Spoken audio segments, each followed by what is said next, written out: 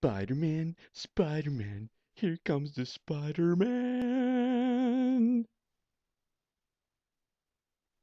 Ooh, getting dizzy here.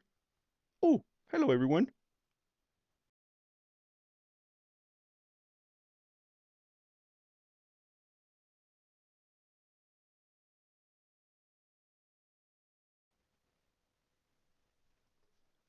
Hey movie fans, Captain America, Civil War. Have you checked it out? Not yet? Well, pretty soon you're gonna have a chance. And do yourselves a favor, go and check it out. Because Captain America Civil War is one of those superhero movies that comes along every once in a while where all the parts just seem to click right into place and everything just worked from the beginning to the end. Are there negative parts to this movie? Probably, but at this point it's more nitpicking than anything else because everything else worked so well for the movie. So, Captain America Civil War is directed by the Russo brothers, who also directed Captain America the Winter Soldier. So they are not just giving continuity to the story because this is first and foremost a sequel to Captain America the Winter Soldier, and the whole story pretty much revolves around Captain Steve Rogers, Cap, and Bucky Barnes. Is their relationship, how is it evolving, and from there we're gonna see everything else. Is there a civil war going on? You betcha. And that happens later in the movie. Eventually they get there. Eventually you'll see, what you've been waiting for, all these heroes going at each other. But there is character development, and I think this is one of the strongest points in this film. That there is character development. You are caring about these characters, not just because they have been building up in several other movies, but in this movie in particular, they continue caring about the characters and they put the spotlight on the characters that actually need the attention, and others are just there and they're not wasting any time when it comes to backstories and flashbacks and origin stories. No, these are characters that we know, that we've known for a long time, and once they made their appearance, it's like, oh yeah, this character is in the movie too and is kicking butt as well. So I'm sure you're gonna enjoy this movie. So let's start with what really, really, really, really worked for the movie. Aside from the narrative and from the character development, um, many people, when they think of a good movie, they're thinking about the visuals and how everything looks great. And in my opinion, to truly admire or to truly enjoy a film, for me, it's all about the narrative first. It has to be a good story there. And the story is not just good, is well told. Um, that was one of my concerns going in because they're adapting this from the comic book where you had time and more pages to explore everything and you had a lot more time. Here, everything is coming together in one movie, and yet it's done so well that by the time the heroes do come at each other, there is a reason behind it and you understand it and there's a logic and you actually go like, yep, that that would make sense why they are actually coming to blows, which is something that I really don't like in superhero stories. Why would the heroes have to fight each other? But over here is done so well that by the time it's on screen, you're not just having fun and enjoying the visuals, but you're invested in the story. Um, you know, before the movie actually came out, and it hasn't come out in many places yet. Uh, there's this campaign, Team Captain, Team Iron Man. And I went in very clear saying, all right, I'm team this. But once the movie actually starts and they start giving you all the arguments for and against each side, you gotta go like, man, I see your point, and so that was good because it wasn't a stark difference. You're either this or you're this. You go back and forth, and you see both points. And at times I was like, oh man, but then you're like, oh, okay, but oh, okay, so yeah, so my team or the team that I like is actually right. But then the argument against it comes, and you're like, again, ah, so that was really, really positive in the film. There's this scene, I'm not gonna spoil it, the spoiler video is coming later, but there's a scene where once the heroes are fighting, two of the heroes are fighting, And there's a moment where in the middle of the fight, they're like, "We're still friends, right?" And I could feel it because up to this moment, I'm enjoying everybody else's fight because the fight is so great. Their personalities are coming through in the battle. It's such a fun scene. It's so enjoyable. It's so well directed, so well done, so well performed. But when these two characters came on and they were fighting, I started feeling it and I felt really sad. It got me, man. It got me right here. And I was like, no, they shouldn't be fighting. This is sad. And then they said the line like, we're still friends, right? And I was like, oh man, they are feeling it. They know this is not right. This is not just a fight for, gratuitous fun, gratuitous violence. No, they felt it as well. So you could feel it with the characters. That fight scene, man, that probably steals the show. It was just absolutely great and fun. The comedy in this film, we know that Marvel films are fun. They do enjoy putting in the comedy, but the comedy bits were landing all the time. Why? Not because it was great comedy being written and performed by great comedians. No, it was because it came from the right characters at the right time under the right circumstances. So whenever there was a quick comment or a quirky comment and a funny comment, it hit so well and it hit so hard because it was at the right moment at the right time. They were not deliberately trying to be funny, it was just so well put in when it needed to be put in that you laugh a lot in this movie. And it's not even a comedy, but it has so much funny moments that you really enjoy. Even in the more dramatic scenes, those bits do not take you out of the action or out of the drama. They just add to the experience. So, how can you say no to that? It was so well done. So the direction was really, really well done. The special effects, coming through in a big blockbuster film, um, is what you expect. They look really, really great. And that scene, like one of the maybe not complaints that I have, but one of the issues that I had when I saw the first trailer, or the trailer where they first come at each other in that airport scene, was that it didn't look as epic because in comic books, every time you have heroes like this, it's like a full splash on both pages, just all the heroes coming at each other, filling up the screen. Over here it was like, oh yeah, and look at everything else that's behind there. But once the fight scene actually begins, you're so invested, and that's just not the one shot. This is just like one shot establishing they are coming at each other, and then they start cutting to all the fights and all between all the characters. Was so well done that I wanted to see how it was going to play out, and it just played out great. All the characters are great. It was so well done that even characters that had been previously introduced but did not have so much to do in this film, like Ant-Man. Once Ant-Man came on, it was such a delight to see him. From the moment that he's introduced and he joins them and he's in the fight doing his thing, incredible.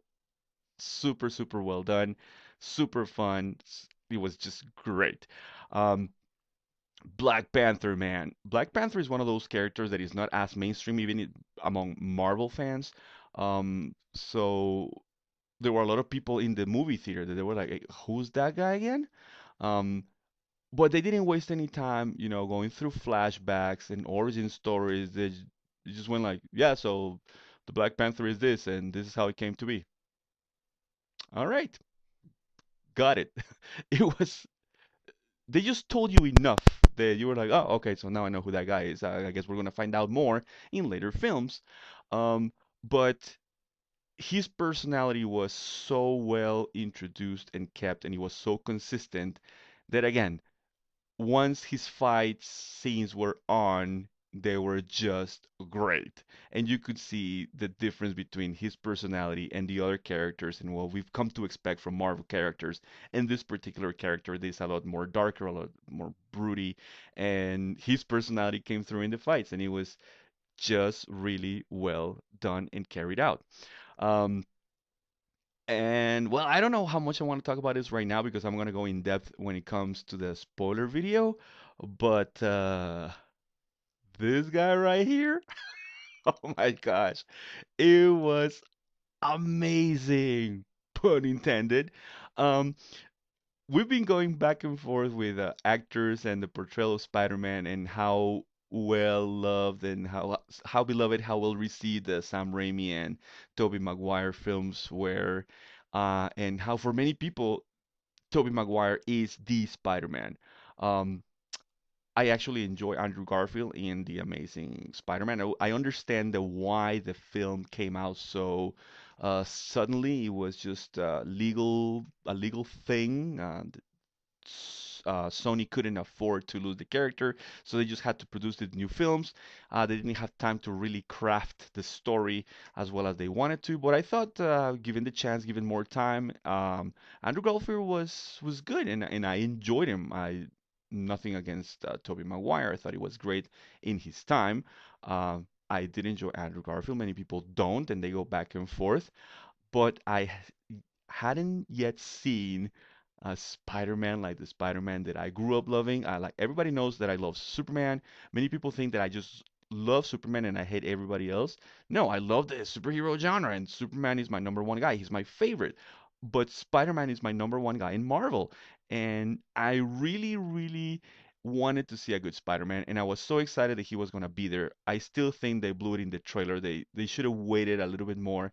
But once he was introduced, again, no flashbacks, no wasting time here. We all know Spidey, we all know where it comes from. It was handled so well.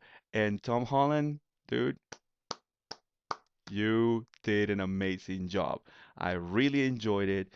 I am on board for more Spider-Man. I want to see Tom Holland, you know, grow and expand. Uh, and you're gonna love Spidey in this film. He was again great. Uh, we'll go into details in the spoiler video, but if you don't know Spider-Man in this movie, you're probably in the generation that grew up not with the comics, but more with the Sam Raimi films. So that's who you expect Spider-Man to be. But let me tell you, this Spidey is a lot more faithful to the comics and the origins of the character, and that was so well done. All right. What else works so well? Well, the characters, the actors, they are love. You can see how much they love playing their characters, and how much they have become their characters.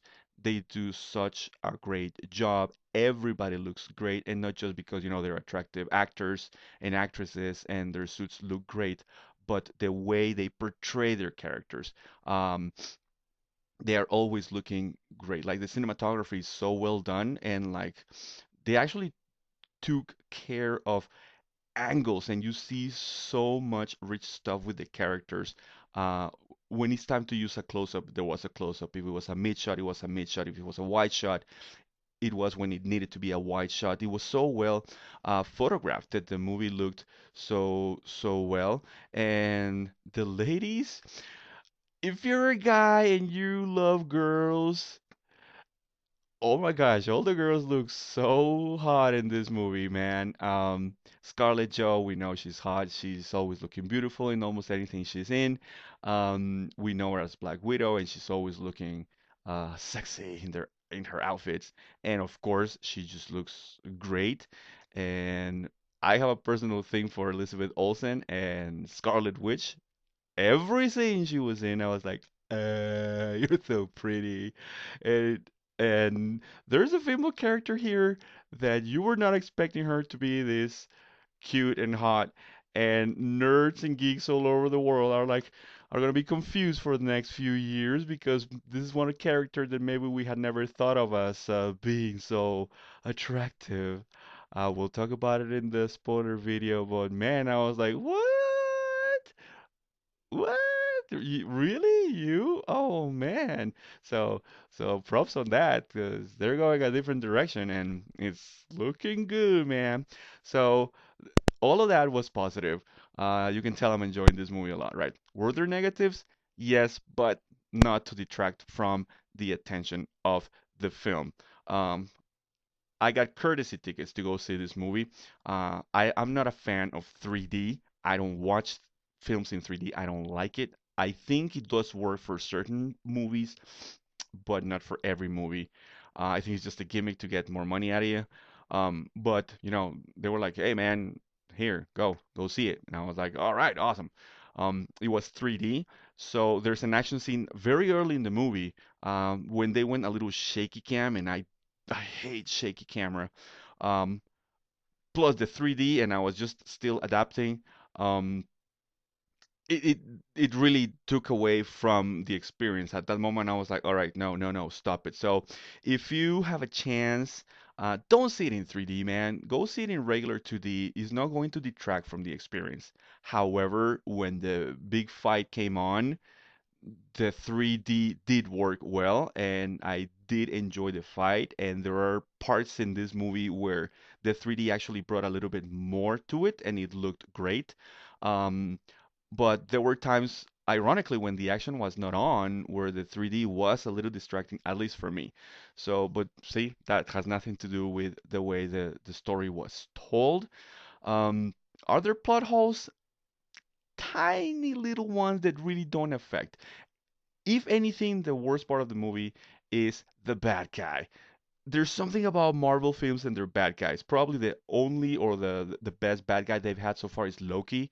That guy is great. But in this film, the bad guy was like, really? I don't think the heroes could have gotten to the way they got by being manipulated by this bad guy. Uh, I mean, they could have without him. And we'll talk about it in the spoiler video. But the bad guy, serviceable at best.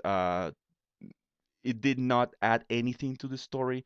If anything, if they had cut him out of the film could have been maybe half an hour, 20 minutes shorter because the film is long. All right, but you're gonna enjoy it. I enjoyed the time of the movie, but there were parts where the movie was dragging a little bit because of exposition, because of dialogue, and especially the parts with the bad guy. They didn't need to be there. Um, I think they had established the conflict so well at the beginning that you really didn't need this bad guy. But I don't know. Maybe you're gonna like it. I don't know. So those were the worst part. That was the worst part. Then the music was serviceable. I'm a person that really enjoys the soundtracks and the scores to movies. I have a big collection of them. Many times when I'm working on something, you know how people like to work with music. I like to listen to soundtracks and scores as I'm working. Um, you're not gonna come out of this movie like humming superhero song. There's nothing that makes the soundtrack or the score stand out. It's serviceable and it works great for the piece. It gets the job done, but it's not something you're gonna go like, wow, that was some piece of music, man. Unlike some of the Warner films with Hans Zimmer, even though many people don't like him, I think he hits the emotional tones with his music um, more consistently. And you do walk out of his film saying, that was a big, confusing, convoluted type of story, but I enjoy the music. Not in this case. But is again, is not the most important part of the movie. The most important parts are there, which are the characters, the character development, the action, the fun. So that was it. Have you seen the film yet? Are you planning on going? You gotta go see it, man. Do yourselves a favor because Captain America Civil War gets my highest rating. Wicked good. So, which team are you on? Bonus points for you if you're getting the reference and you can type what team you think I'm on. And, well, I'll see you for the spoiler video. And until next time, guys, see you at the movies.